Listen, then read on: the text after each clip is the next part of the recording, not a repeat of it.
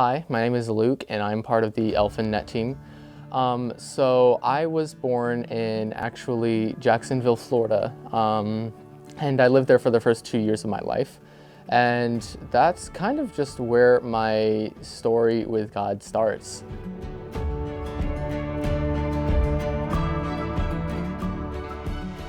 There was one time where my mom had accidentally left a pillow in the crib with me. And so I had worked my way underneath the pillow and I began to asphyxiate. And I was close to death, like very close. I was very, very blue in the face.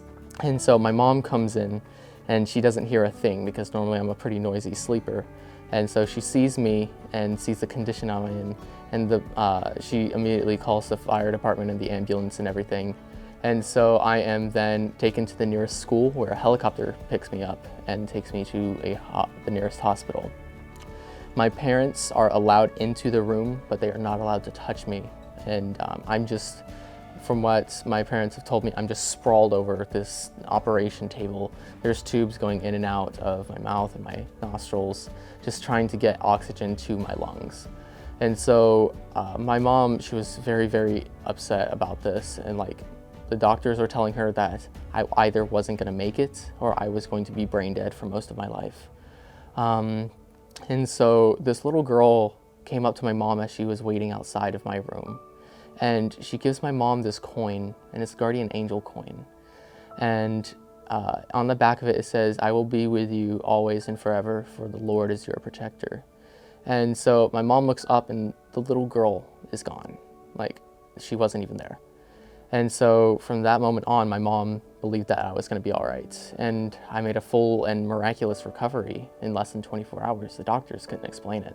And I can only interpret it as God interceded for me.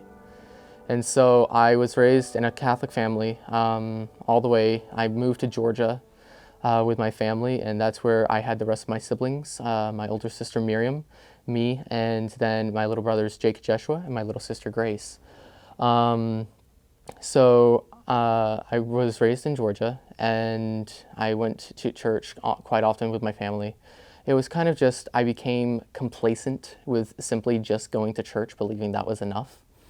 And I had just really fallen into the crowd and just the secular lifestyle, just really trying to fit in with whatever anyone else was doing. So my parents sent me to a Catholic private school called Regina Caeli Academy. And so that is the school where I've spent most of my life in ever since the 2nd grade to 12th grade. And there I was taught about my faith, but really I just did the bare minimum in my theology and religion classes just to get by. I really wasn't interested.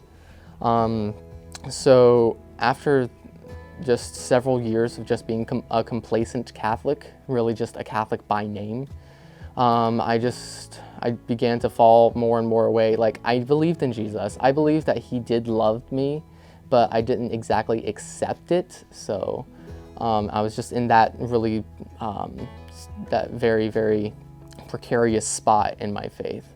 And so one time I was at youth group because my parents really liked me going to youth group, so I just obliged them. And I made a few friends there. And then there was this one girl that I had a crush on. And so I basically did whatever she was doing. And so she was going to go on a retreat to a place called Covecrest. And if she was going, so was I. I mean, hey, it'll be fun, get to know her a little bit. So I went to Covecrest, and this was a 3-day retreat. And the retreat's name was Unfinished. And I thought I just passed that off as just a random word that they just pulled out of somewhere. And so the entire time of this retreat, me and her were constantly being separated into separate groups. And I was kind of getting frustrated. But along this entire time, like, just the word unfinished would not leave my brain. It was just stuck in there. And so one night they had sacramental adoration. And so as I was sitting there, I was like, okay, basic routine, just kneel down, stay silent, close your eyes, maybe fall asleep. And during this adoration, I looked upon the sacrament of the Eucharist, and I couldn't look away. There was something just pulling at me and tugging at me. And the word unfinished was repeating in my head over and over and over again. And just all of my plans that I came to this camp to do, they just like all disappeared. And there was only the Eucharist and that word in my head. And then all of a sudden the word stopped repeating itself and words took its place.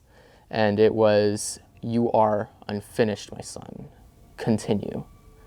And I took these words into deep consideration over the next few days. I came home and I really started to think about these words. And I realized that it was really just God telling me that I'm not finished, that I need to continue pursuing my relationship with Him, that my race has not yet been run, and I'm simply just past the starting line. And I need to continue on this race because really I've come to realize that my one and true goal is to get to heaven. The words I want Jesus to say at the end of my life is, "Well done, my true and beloved son." And so I'm so just ready to hear those words, and I'm doing everything I can to hear those words.